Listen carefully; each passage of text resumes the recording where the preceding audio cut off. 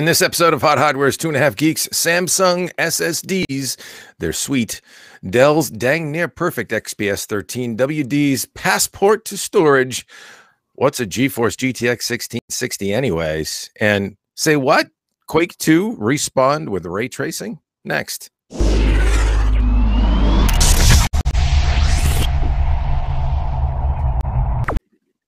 Welcome back, everybody, to another episode of Hot Hardware's 2.5 Geeks, the show where we will try and impart upon you gems of wisdom, brevity, and wit in the land of technology or some other kind of BS like that.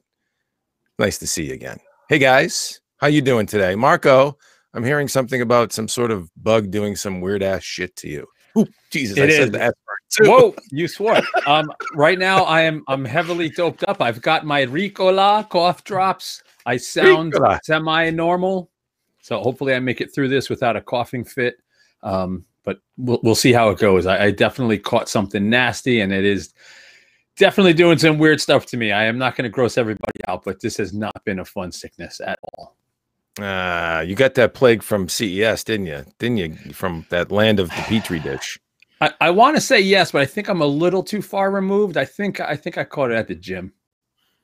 See, that's what happens when you try and get all fit and that kind of stuff. Shame on you. Yeah, it could be. If you sat around eating ding dongs and stuff like that, you'd probably be better. Maybe not. It sounds good right about now. some Hostess Twinkies and yeah, who needs the gym? Chris, are you doing your are you cheating on your sit-ups these days, buddy? I mean, sitting up to eat something.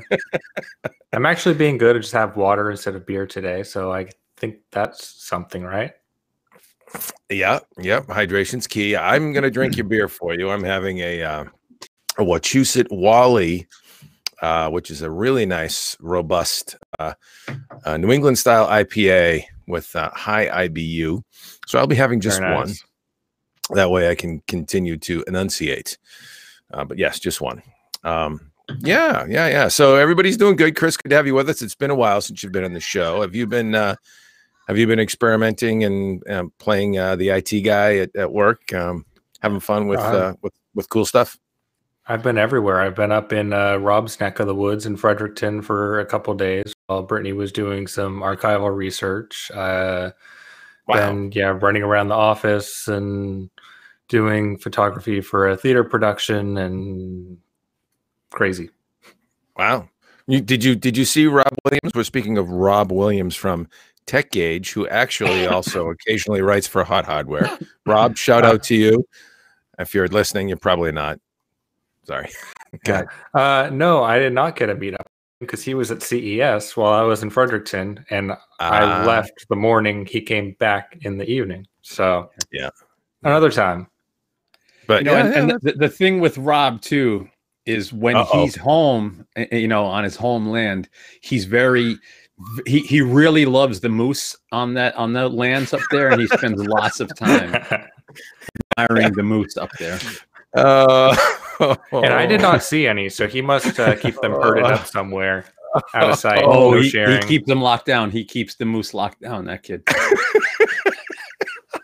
Oh God, you're killing me, Rob. You got to see this episode if you're not tuning in now, because your ears are burning. No question about it. Rob's a good friend of ours. I love Rob. He's a good friend of. Oh, he loves Rob. Okay, don't go that far. I mean, he's a nice guy. But, Rob is genuinely one of the coolest guys in the industry. He's awesome. Oh, that's a great endorsement. I would agree. He's a cool dude for sure, and he's a good friend. And that's an inside joke about the moose that we will elect to skip for now, right? Yeah, good idea. So with that, now that we've tossed out the inside jokes and had a few yucks, let's talk about some tech, and we got some good stuff rolled up this week. In the land of reviews for us, we've actually been working for a change. Go figure, instead of playing around in Las Vegas. But yeah, Marco took a look at Samsung's SSD 970 EVO Plus. Could they add more descriptors to that solid state storage product? Yeah, there it is right there. The EVO Plus 970 EVO Plus from Samsung, built on some serious VNAND technology. Marco, you ran it through its paces. Is it all that in a bag of EVO? whatever that is. Pretty darn awesome. Really, really nice drives. So if you're familiar with the solid state storage market, Samsung had the 970 EVO and 970 Pro. They launched a few months back. The Pro is the current flagship, and the EVO is still a killer high-end drive, but more affordable. Definitely a lower cost than the Pro. Now, as you probably suspect, the EVO Plus falls right in the middle. So if you were to take the original EVO, the same Phoenix controller, although Samsung does say that it's been enhanced, but they don't specify the enhancements. It's probably just tweaks to the clocks and maybe a little beefier heat spreader on these guys that allow it to to operate under max efficiency without throttling for a little bit longer. But, same amounts of DDR4 DRAM cache on the drives, actually the same capacities for now, 250 gig up to 1 terabyte available today, a 2 terabyte model coming in April. But what makes the EVO Plus different than the original EVO is the drives have been updated with Samsung's latest 96-layer TLC VNAND, and the firmware has been tweaked to optimize performance.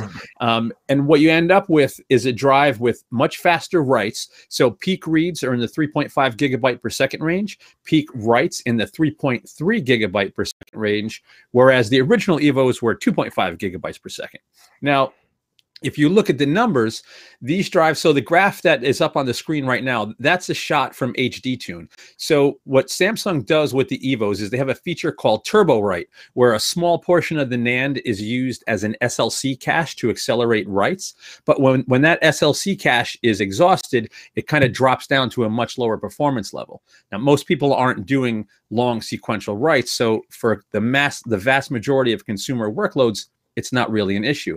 And if you look through the numbers, what you see is the EVO Plus falls right where you suspect. It's generally right behind the Pro, ahead of the original EVO, and one of the strongest NVMe M.2 SSDs we've tested to date. So let's take a step back and decipher your alphabet soup a little bit. Sure. So you said 96-layer TLC NAND, triple layer cell, right? And so that's obviously allows them to get some serious density into a single NAND chip package, and allows for speed as well, because when you talk about having a single monolithic chip, you have better bandwidth and latency characteristics staying on a single chip. SLC cache, single layer cell cache.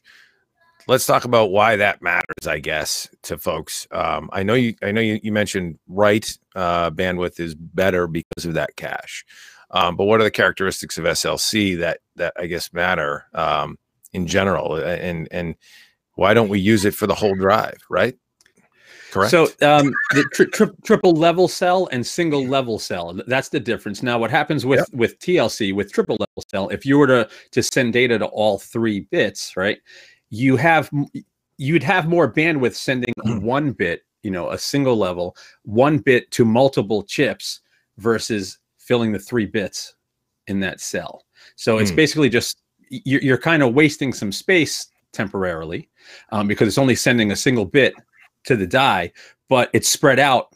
You could think of it like RAID, it's spread out across more die, so you can pump more data in there faster. Now, when that cache though is exhausted and it's full, and the size varies based on the capacity of the drive, then performance drops to a lower level. You can that HD Tune graph really shows it. So you see it sort of peak at that, what is it, about 1.7 gigabytes per second. It maintains that for a few gigabytes of writes, and then drops down to about SATA levels, a little bit under 500. I think it's 392 was the lowest. 392 megabytes a second was the lowest. Yeah, still fast. Yeah, still faster than a hard drive, but yeah, I was swapping out layers and levels there. The 96-layer NAND is the actual NAND technology. The cell technology, as they call it, level. Yeah, so cool stuff. And actually, with the exception of the 970 Pro, and I want to be careful how I sort of delineate here. The fastest consumer, or really, I shouldn't say consumer, client targeted drives on the market currently, right? Because if you think about the Pro, that's not consumer, that's supposed to be workstation professional sort of performance, the 970 Pro, but from a client need, these are client drives for notebooks or desktops, right? So the best on the market. What's your opinion in general about this SSD? Seems to be it's one of the best. It really depends on your workload. So if you need a ton of capacity and you do lots of sequential transfers, clearly this is going to be one of the best because it's simply so fast and you can get big drives. Now, the most important characteristic for most consumer workloads is 4K transfers at low Q depths. These drives are strong, but something like an Intel Optane has better QDepth1 4K performance than something like this, but they're way more expensive in terms of cost per gigabyte, and you cannot get the big capacities without getting an add-in card and literally spending multiples of what these drives cost. If you have the funds, you can absolutely go all Optane and have the best solid state storage on the market, in my opinion. Most people don't have that kind of budget, so this would probably be one of the best all-around drives. Now, that said, I completely refreshed my test bed for this run, so it's all brand new numbers. And I just got recently in the Crucial P1, which is roughly half the price of this. Now, it can't compete in terms of sequential transfers. It's just not in the same class in terms of sequentials. But low QDepth performance is competitive for half the price. So if you really don't do any sequentials and you just want something that's fast for tooling around the desktop and just feel snappy, you don't have to spend this much to get good performance. But if you literally want one of the best all around, the 970 EVO Plus is it.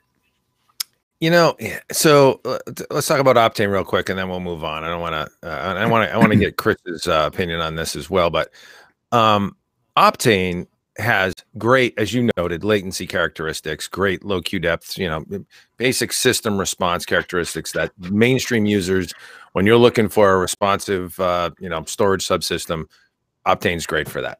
It does not catch this. Correct me if I'm wrong. Even in its sort of best client instantiation, does not catch the sequential performance of 3.5 gigabytes per second read and 3.3 gigs per second write. Correct? No, not even close. Let me just quickly go look it up because I don't want to say the wrong thing. But yeah, no, I want to say it's half that. I will tell you momentarily. Yeah.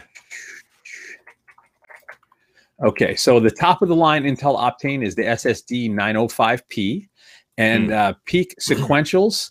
So under best case scenario, 2.6 gigs a second reads, 2.2 writes. So like basically a full gig per second, 30% behind.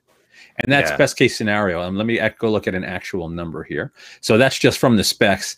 Like if I go look at quickly Crystal Disk Mark, what you see is it's pretty close. So the 970 Pro, 970 Pro is 2.3 gigs per second writes and 3.5 gigs per second reads, whereas the top of the line Optane is similar, 2.3 writes, but only 2.7 reads. So, roughly 30% behind in sequentials. But the Optane has the advantage in access times and low Q depth performance. Sure. Yeah. The basic latency access times advantage. Totally understood.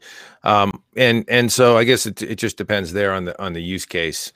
The use case being in the case of Samsung, if you're doing video editing, things like that, where you have big, long, file access, one contiguous large file that you're getting into.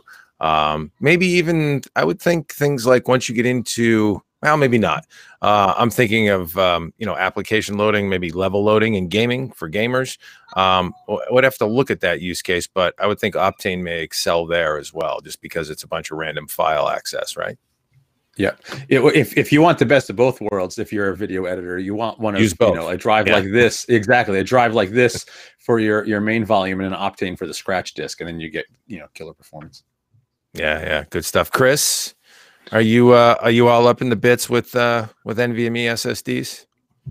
Well, obviously, people even with SSDs becoming as popular as they are, people still underestimate just how much fast storage performance makes for your system, because you're not waiting for applications to load, you're not waiting for tons of stuff. Processors are crazy fast, GPU's crazy fast, memory's crazy fast, and it's all waiting for your storage. So as much as you can alleviate that bottleneck when time is money for you, if you're making money with your system, then, you know, obviously you've got to have the best. And I think with the price point they're hitting here, you know, even consumers can be looking at it. I think most consumers, you're right, are better served by things like the Corsair drive and, you know, other less extreme storage solutions. It's still going to be snappy. Even a SATA SSD is going to be great for most consumers with just loading applications. So just getting any level of NVMe is going to be that much better.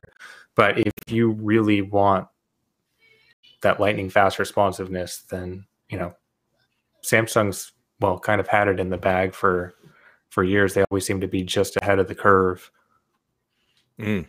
Yeah, no, it's impressive stuff. Samsung definitely makes some of the best NVMe SSD products out in the market, and we see a lot of them. And but yeah, certainly Intel. Sorry, and Crucial, not Corsair. Crucial, yeah, you mentioned Crucial, yeah, and yeah, it's all good stuff, and it keeps getting faster and hopefully cheaper. This one was a little bit more expensive because it's a more premium product, but relatively speaking, versus, you know, a couple of years ago, we have much more density and a lot more speed for a lot less. You know, we're well under 50 cents a gigabyte, so that's great stuff.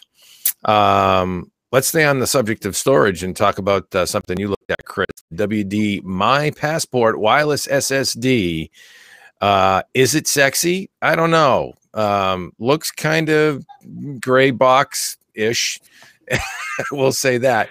But let's talk about this, because this is a product that probably doesn't get a whole lot of love. You know, it's not like, oh baby, look at that thing. Ooh, you know, right? Same thing with it, I guess, an internal SSD, but what's interesting is the use case and what you can do with a product like this, and how it can serve you on the go. Take us through that a little bit and what your thoughts are on this new product. Yeah, so I mean, I don't like labeling any product as a niche product, but this one kind of is, and it's a very valuable one at where it is, because if you are a photographer, like, you know, I do a lot of photography work, working events, and you know, when we go places like PAX and CES, you know, you need a way to make your data more redundant, have ways to export it, work with it easily, and get going. And there's a lot to be said for that use case, because you can, well, first of all, let's go with what it is. So it is a wireless solid state drive. There's a built-in battery. There is a SSD inside, and you can import SD cards directly in, as well as USB interface, and of course, upload it to the computer over USB if you choose, or wirelessly, because it does have 802.11 AC wireless built in, which means you can also connect it to your smartphone, your tablet, any Wi-Fi connected device you have. So there's a lot to want to love about it, because it, you know, as a working photographer, nothing is really scarier than getting done with a shoot and then finding out your SD card is corrupted. Especially if, say, you're a wedding photographer and now you have a very angry bride coming after you because you don't have her photos.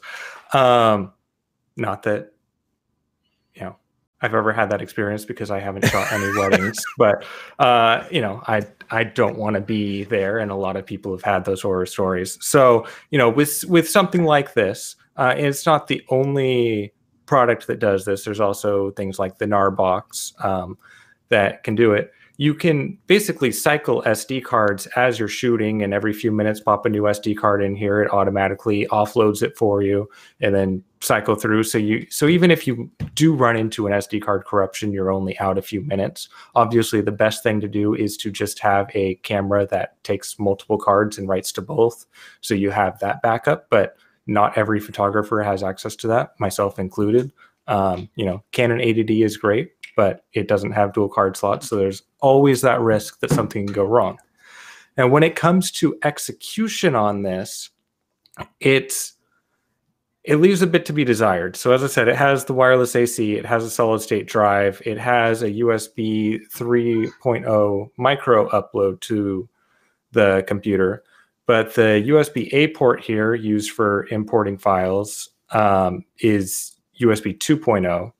So it kind of takes its time to import. The SD card reader is a 3.0, and it imports reasonably fast. But say you don't have SD cards, say your camera uses compact flash or XQD or something like that, and you need to use an adapter, you're going to be stuck to those USB 2.0 speeds on importing, and it's going to take extra time.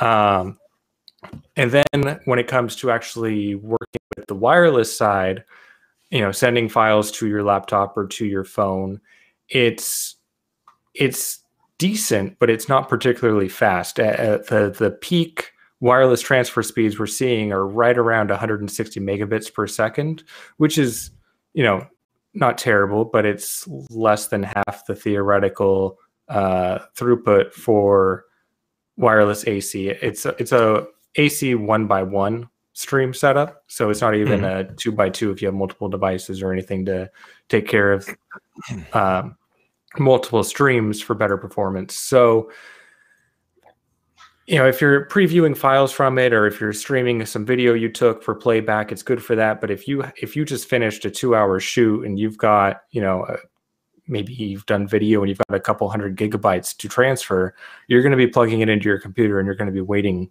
for a while. You're not going to want to do that over Wi-Fi, because it could literally take 24 hours or more to finish that transfer. So there's a lot, and I still think this is very valuable. It's very helpful. You definitely do want it, but there's a lot of room for improvement. I'd love to see a Thunderbolt interface to your computer to actually take advantage of the SSD speeds, because really the USB 3.0, you get about 300 megabits per second, or megabytes per second, sorry, which is good. But when we compare it to something like the 970 EVO Plus that we just looked at almost what was the peak? Yeah. Like 2 gigabits. Yeah, 10x. Yeah. So a lot faster.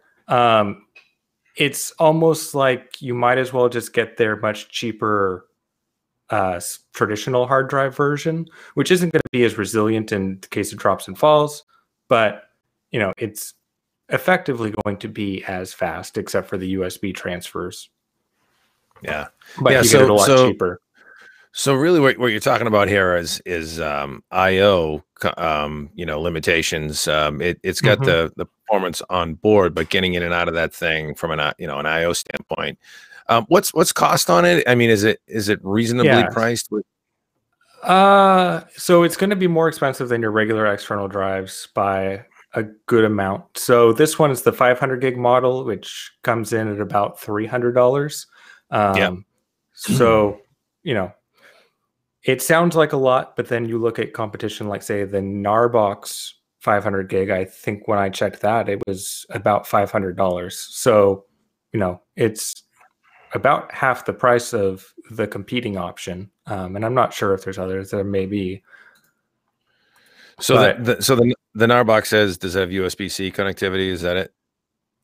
So the current one that's out is a very similar setup. I'm not sure the exact performance. Obviously, if they want to send one for test, I'll take a look at it. Got to throw that out there. Yeah. But I know they have a Narbox 2 on Kickstarter, so I don't know the exact improvements there, and what the pricing is going to come down at for that. So I really can't say. So I do think this is a very good value.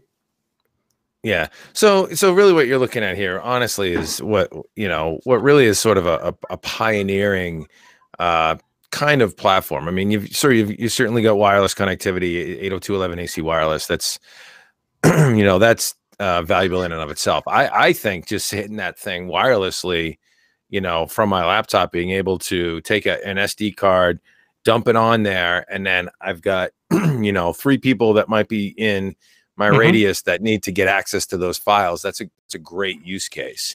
Right. So it really, what I was getting at on with respect to the price was, if you tacked in, so instead of standard USB 3 or 3.1, if you had full Thunderbolt, you're going to add cost because the controllers are newer. It's newer technology. You're talking about adding, more platform cost as a result of those higher speed interfaces.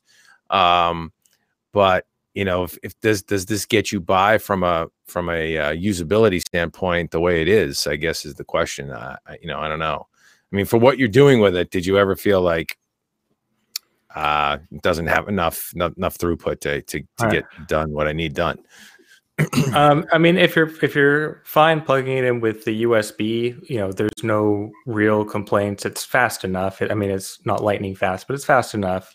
The wireless, it can be inconsistently slow at times. I saw transfer speeds as low as 3 megabytes per second. Just depending on the setup. I think that was through a wireless N router, so you're losing a little bit with that. And if you're on a public hotspot because you're at an event and you're trying to make that wireless backup happen, it's not going to be worth it at that time. You're going to want to grab the USB cable, but if you need it to your phone, then maybe you can work a direct connection, which you can directly wirelessly connect to it. That's what I was going to ask. Yeah. Okay.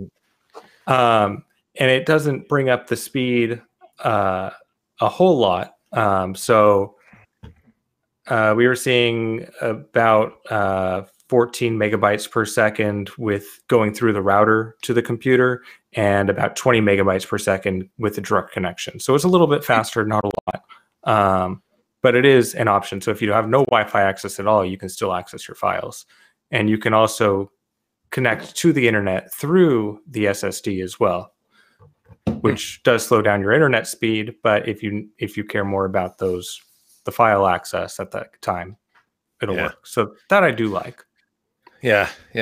So no, it's interesting. I mean, I think there's a place for it. I just it would be great if they had USB-C in that thing and allowed that IO connectivity that needed to be there, that extra bandwidth to get on and off the platform.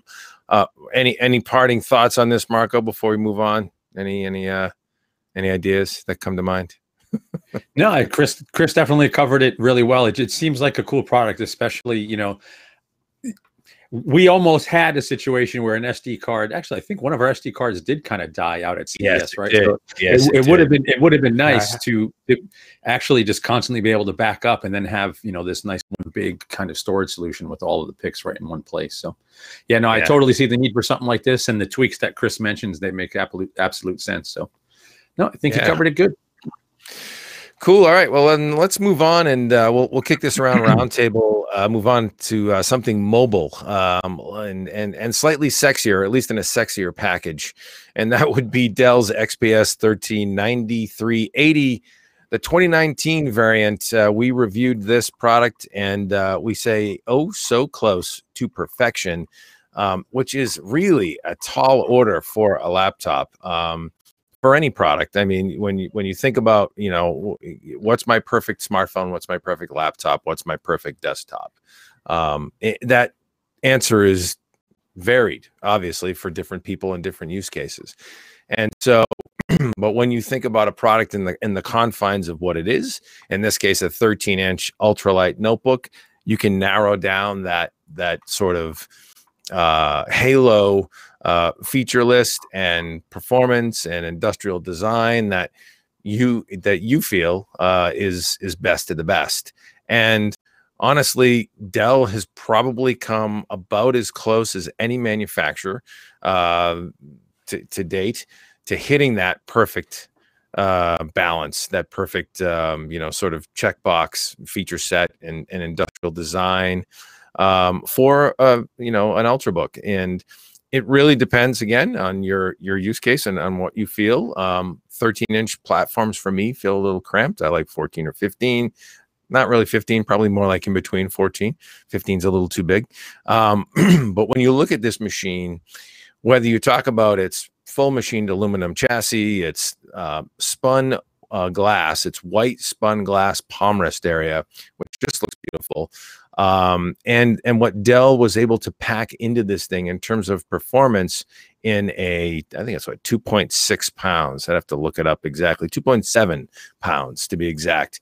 This thing is just impressive. And one of the major critiques of the first generation that everybody was very vocal about, with the beautiful Infinity Edge display that Dell pioneered so well back in the day, that Infinity Edge display, super thin bezel display, gets that 13.3-inch diagonal display into really a 11-inch form factor, 11.9 inch form factor. That that display has been sort of a little bit of the bane of their existence as well. It's their crowning jewel, but it's also the thing that caused them to make a compromise that a lot of people, I think, frankly, unjustly criticized. And that's the webcam. The webcam had to be located on the bottom bezel. And if you look, I think if you did a poll, or I'm sure the statistics are out there. If you looked at the numbers, how many people actually use their webcam a lot on their laptop, I think the percentage from a day-to-day for the mainstream user is probably pretty low. Don't know, and I won't debate it. You shouldn't have to compromise it. If you put that webcam down in the bottom bezel, it's looking up your nose. It's a very unflattering position. And God knows, everybody's self-conscious when you're on the webcam. You want to look good, whether in business or your personal life, right? So very unflattering angle. They fixed this finally. And what they did was, and John, I don't know if you can hit the second page of the review. What they did was they had to really innovate the camera array, the webcam array, to get it back up into the top bezel and maintain that Infinity Edge, that super thin Infinity Edge display. And that camera array is interesting because you would think, I mean, your smartphone, what can I fit in this tiny little bezel up top here, the notch or whatever? But it's different. A PC platform camera is different than a smartphone camera. And you've got things like Windows Hello and all these different features. They had to reduce this camera array to 2.25 millimeters. There you see it right there, to get it up into the display. And that took some engineering, some serious engineering. It hasn't been done much to get that thin bezel. But the result is they took away that last, major sticking point for people that, had something to say about this platform for not being exactly perfect. And they fixed that. So now you have, an optimized layout and sort of ergonomic setup for that camera. You have the white spun glass. You have a new color now. We took a look at the frost gray. Is that what they call it? A frost silver? Frost white, excuse me, because you have the white spun glass palm rest area. And really just a beautiful machine. For me, it hits a lot of the high points that I look for in a laptop, an ultra-thin laptop like this. SD card slot, or micro SD, excuse me. It has Thunderbolt connectivity. It's just really well built. And then they also refreshed it with Intel Whiskey Lake. So the latest Whiskey Lake processor now, and specifically an 8th generation Core i7 8565U. This is a quad core that actually boosts to 4.6 gigahertz, if you can believe that. So, nice refresh with Intel's platform, 16 gigs of DDR memory on board, DDR3. We had a 1 terabyte PCI Express NVMe SSD. The thing just killed it in the benchmarks. The only thing I would say is that new Whiskey Lake variant for Intel's Core series processor is that we lost a little bit of battery life. But really it's due to, or at least we've been told by the folks at Dell, that it's due to optimization that's still going on with the platform from a thermal and power profile, thermal management and power profile. So this machine dropped for the 4K display. We had a 4K IGZO Infinity Edge touch display, beautiful display, high bright display. I think it's like 400 nits or something like that. That version dropped an hour off of the battery life. It's still north of 5 hours in our video loop test, but it dropped that much in terms of battery life, and versus the previous gen, which had about an hour additional battery life. We've been told that there's a firmware update coming that will bring that battery life back. We just can't prove it yet. I can't prove it out yet. So we have to take their word for it. And in that regard, we sort of, gave it a little ding on battery life. But other than that, as long as that firmware update can come through and they can optimize Whiskey Lake, which I think they will, because it's an optimized processor platform from Intel, it's next generation, I think they'll get that back. Battery capacity is the same, 52 watt hour from the previous generation. I mean, I don't know what else to say about this machine. It's freaking beautiful and dang near perfect. Marco, you're rocking the rose gold version of this in spun white glass with the nose cam variant from the previous generation. What do you think about this one?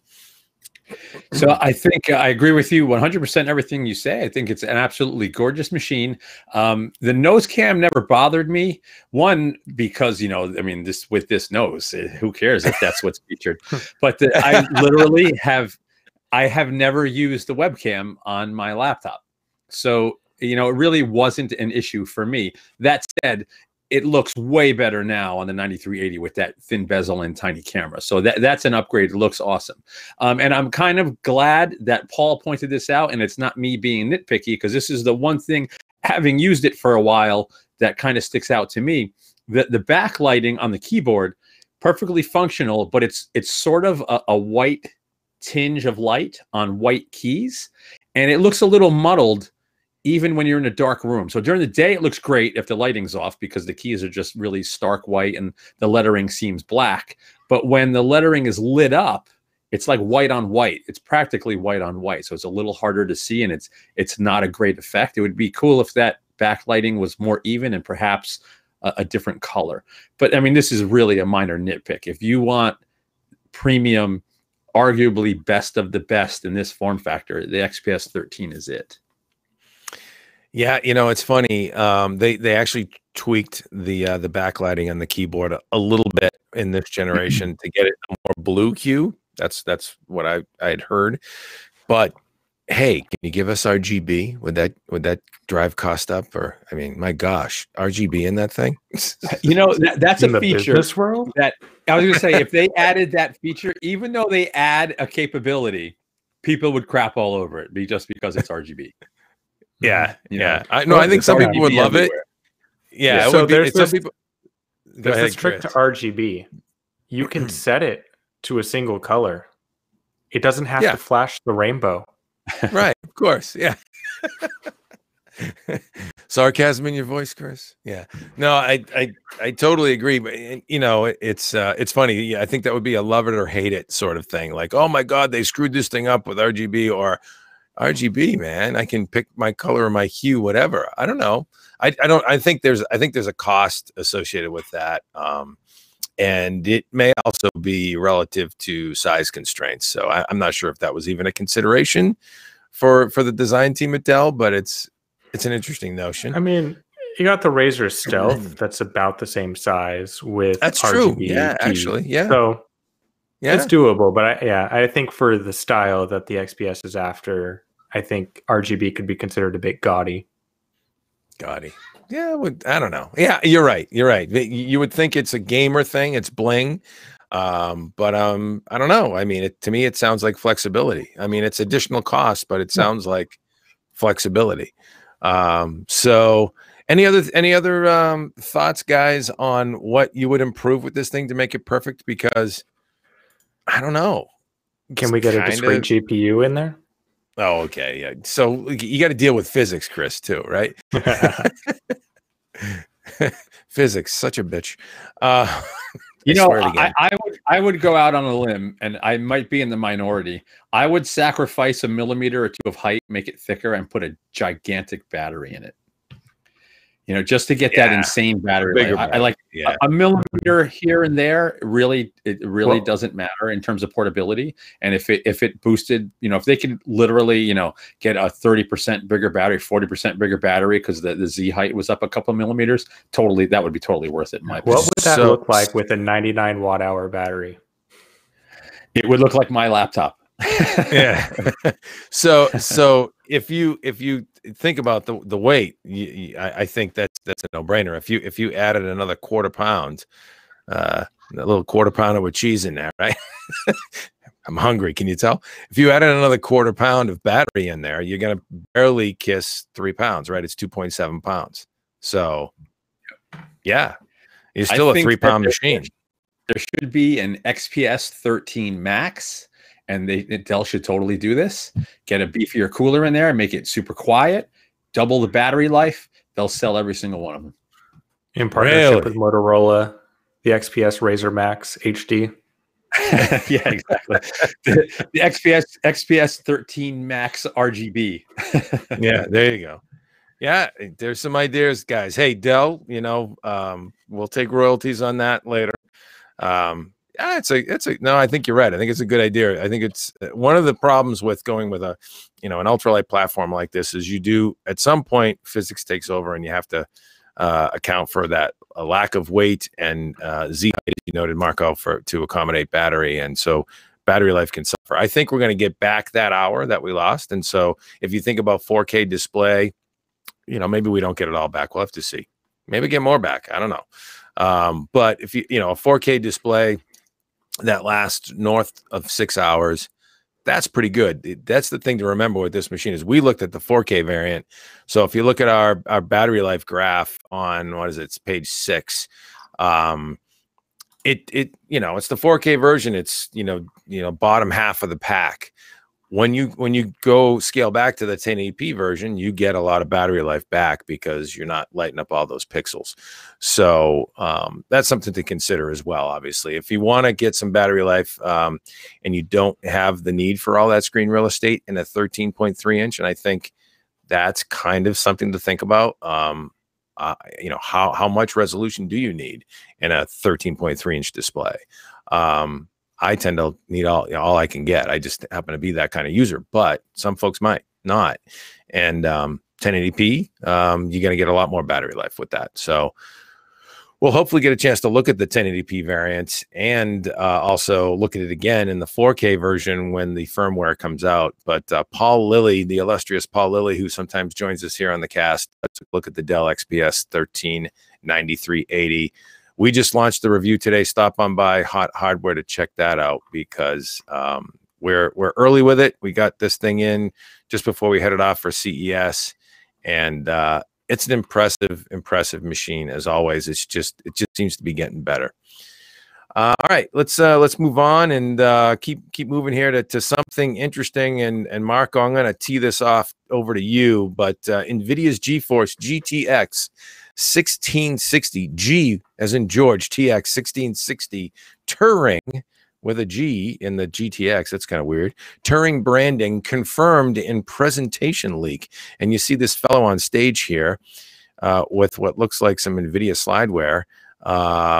Pretty bad leak if this is the case. Somebody messed up, but Turing is going GTX. And what do you think this is all about, Marco?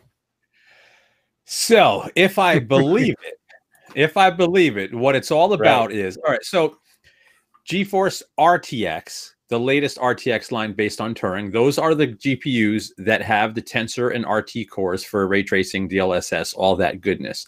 Now, NVIDIA did still make improvements to the shaders and all the traditional rasterization tools in the GPU as well.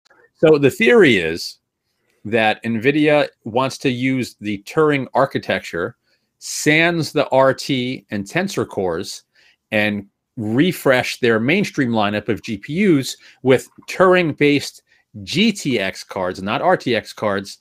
And they're supposed to be branded the 1660 and the 1660 Ti, if the leak is to be believed. Now, this is reportedly a picture of a presentation NVIDIA was making to partners. And, at the end, it says, one more thing, new GTX Turing. I can't really tell if it's Photoshopped. I want to say that's Photoshopped, and I don't completely buy it because the naming doesn't make sense to me. Does the naming make sense to either of you? Why would it go 1660 not 1160? Well, I think, I'm not sure about the numbering, the GTX versus the RTX. I mean, you remove the ray tracing cores. I don't know. Chris, you were itching. What do you think, Chris? I could understand an 1160. I could understand a 2060. I mean, which I understand why they wouldn't want the 2060 to differentiate from the RTX, but 1660, I still don't get it. Yeah, so unless the GPU is super tiny, right, without the RT and tensor cores, if you're going to release a GPU that's, 10, 20, so here's the numbers, right? If the leak is to be true. So a GTX 1660 Ti is supposedly 1,536 CUDA cores, right? The 1660, excuse me, 1,280 CUDA cores. Now, in terms of performance, there was a performance leak as well. It was a separate post, and someone posted an Ashes of the Singularity benchmark. And it ended up, so the 1660 Ti reportedly did 7,400 points, in the benchmark, whereas a 1060 does about 6,200 points. So it's a 1070. Like, NVIDIA's got the 1070 in this range. It's been out for 2 years now. I'm actually wearing the launch shirt for 10 series right now. So I don't know. I'm really not sure what to make of this. It seems like it could be legit because you have leaks in game. This is a picture that's a few things would have had to have been photoshopped perfectly for it to be passable. People have been talking about 1660 for a few weeks now. So maybe it's legit. I'm really not sure at this point. But, interesting to speculate. It makes sense that NVIDIA would eventually have a Turing-based non-RT GPU. Perhaps it's a 7 nanometer, really tiny GPU, and they want the latest architecture in there. I really don't know. Yeah, I'm not sure I'd get into process technology necessarily, because that's like, you're wading more into the speculative weeds, so to speak. But what strikes me is, yes, you hit the nail on the head with respect to the image leaks. There's a lot to Photoshop there, if you're if that's your game, if you really want to pull the wool over everybody's eyes. But the other thing that sort of makes sense for this, when you talk about performance versus the previous generation, naming and branding designation, model designation, that kind of thing, from a numbers standpoint. Eventually, so wafer starts for designs cost big money. And when you talk about a fabless semiconductor company, which NVIDIA is, do they want to keep doing wafer starts on the previous generation for lower price points, for just to have that around? No, they want to migrate to the Turing architecture across the entire product stack. Eventually, that's the best economies of scale they can get at the fab level. Keeping the old process around, or the old, I should say, architecture around, doesn't pay. You need to ring out, optimize the new architecture, get every die you can from a wafer, whether you call it a 2080 Ti, a 2070, or a 2060, or in this case, maybe a 1660. I think it makes sense that you'll see cut versions without RT cores. I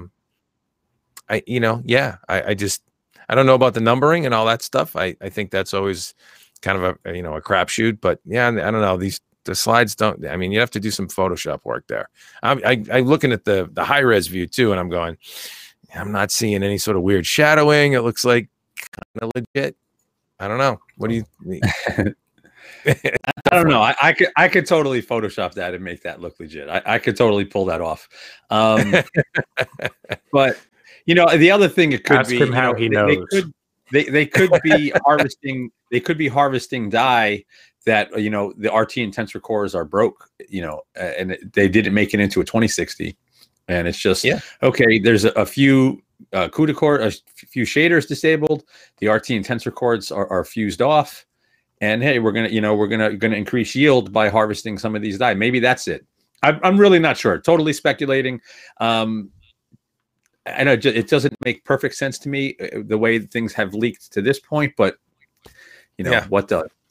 No, I mean, I think you hit the nail on the head there. That is absolutely standard practice for semiconductor fab, process and ways to mitigate yield loss.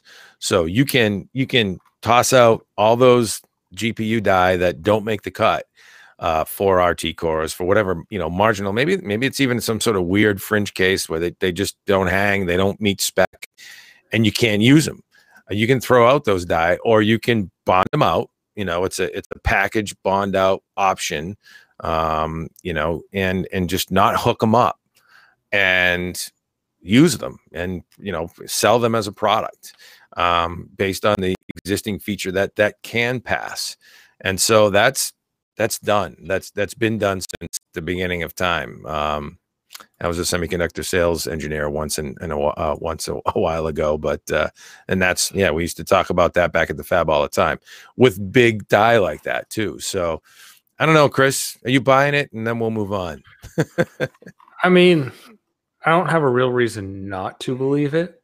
It's just, I don't know. It's not an exciting reveal at any rate. I mean, it's a mid-range card. It'll probably sell very well. It'll probably perform great at its price point. Yeah. It doesn't bring, what it doesn't do is bring what NVIDIA has been evangelizing all along with these new features, ray tracing and DLSS. I mean, it probably supports DLSS, obviously, but you know, at least the ray tracing side of it. But I think what's interesting is, you know, what kind of price point you hit with it,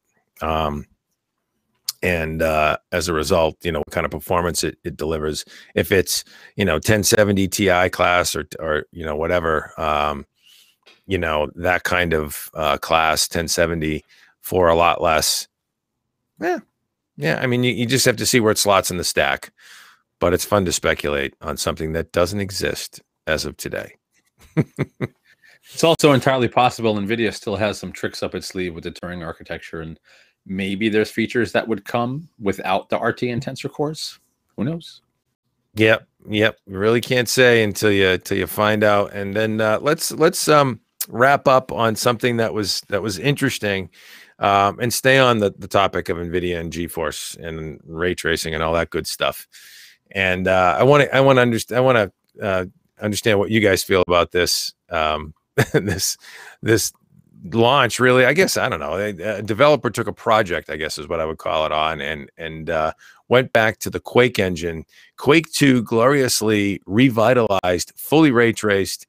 Play it now on GeForce RTX cards. There it is, Quake 2, if you can believe that, with ray tracing going on. So you have screen space reflections in the water. You have ray traced lighting with accurate, you know, lighting and shadow casting.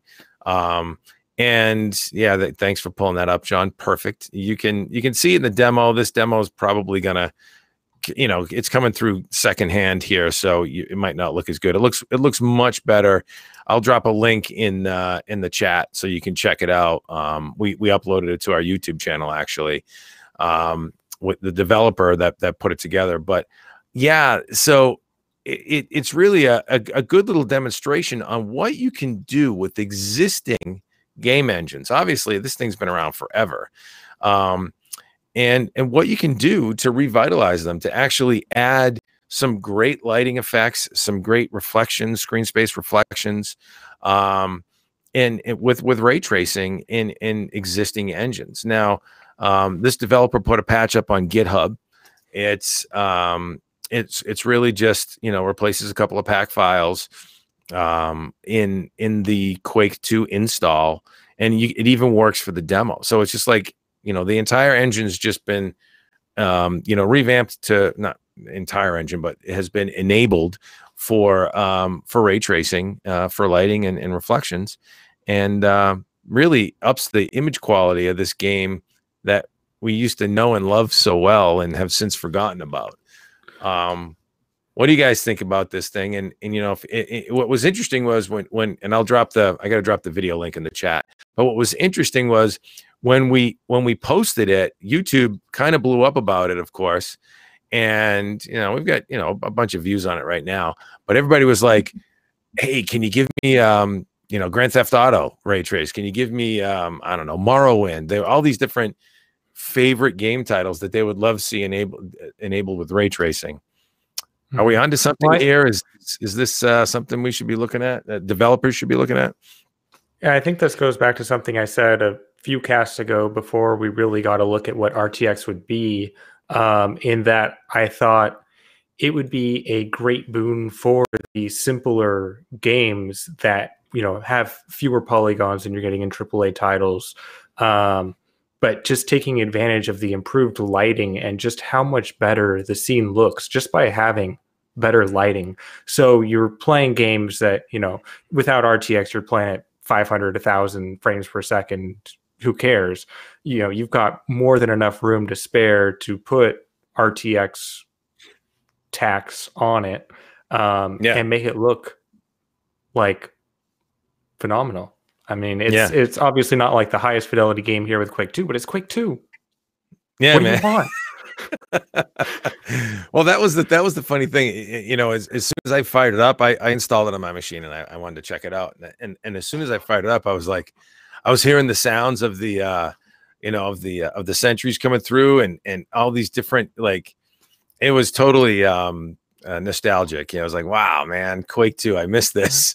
I've spent so many hours in that long ago. And I think, and that's how when you imagine how it was when you played it when it was new, like that's how you picture it.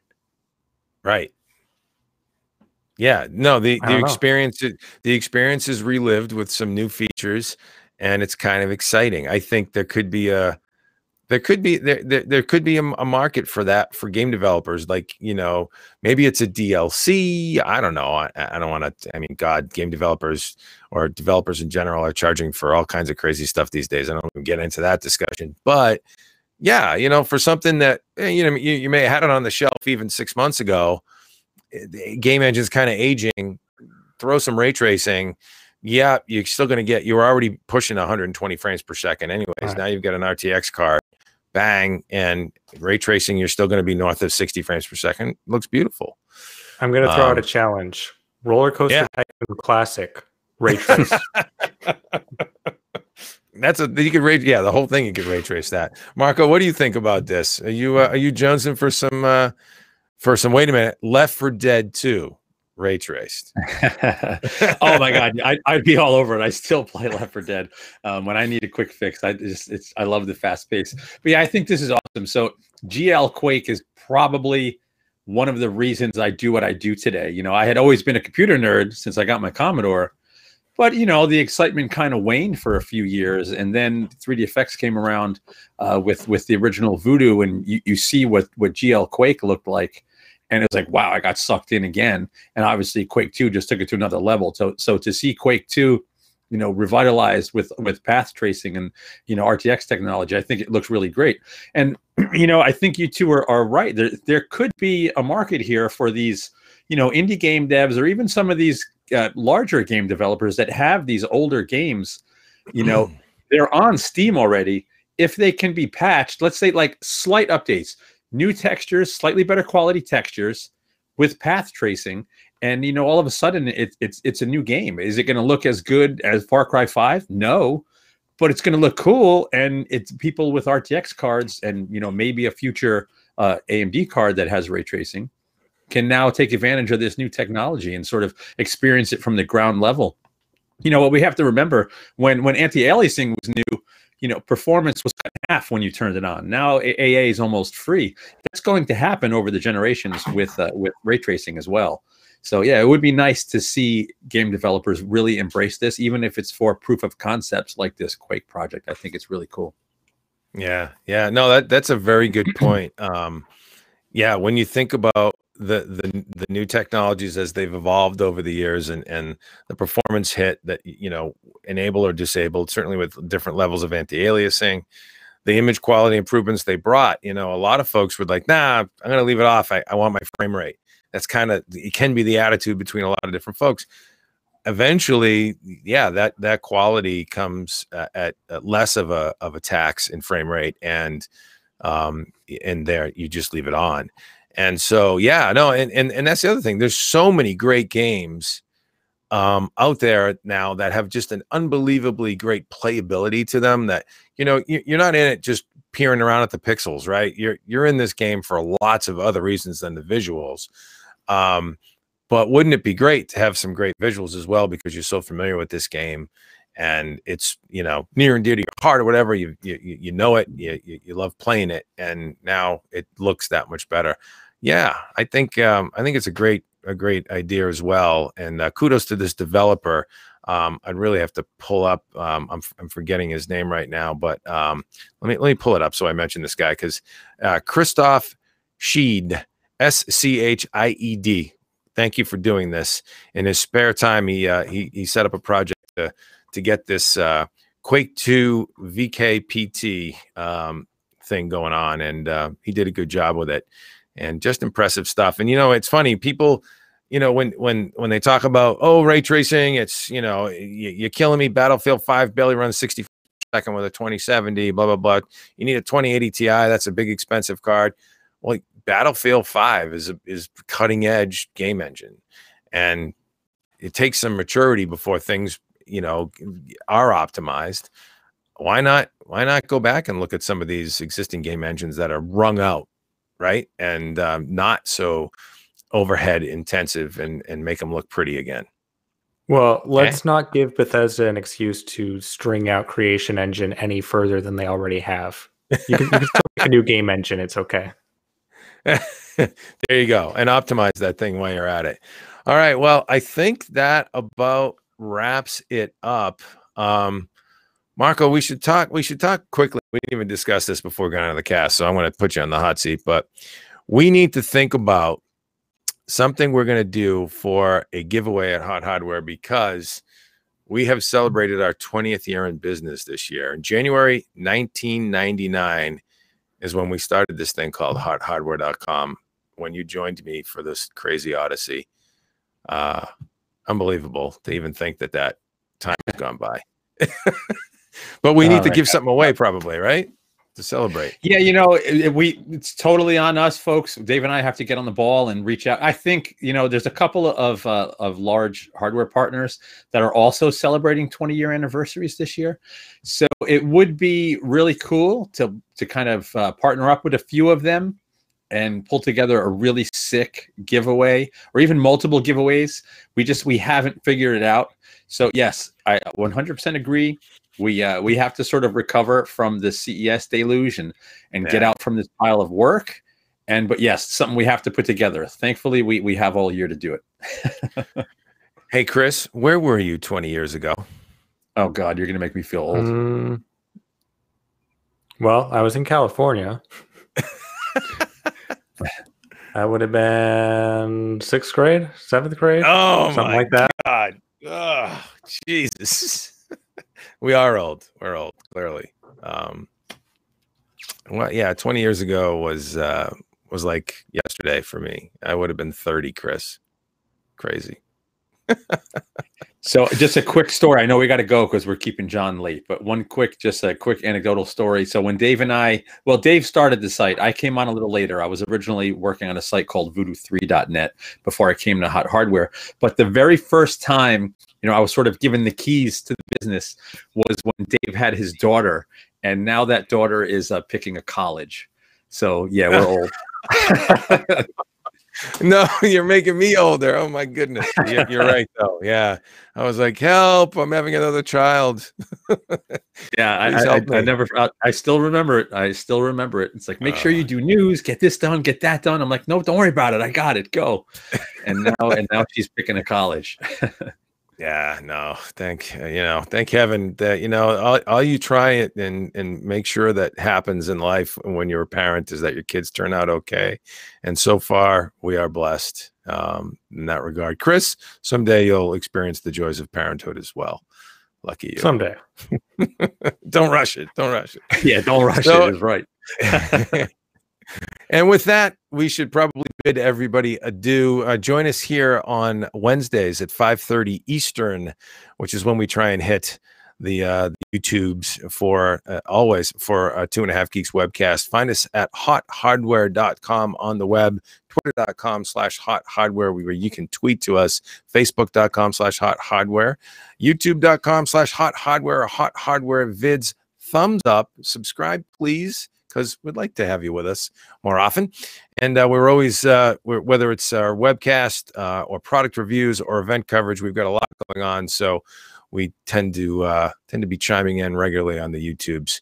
And with that, gentlemen, what do you want to say? Have a good night, folks. Chris, are you alive?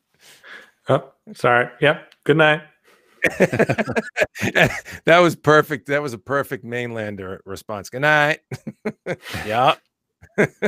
Awesome. And yes, I will say thanks everybody for stopping by.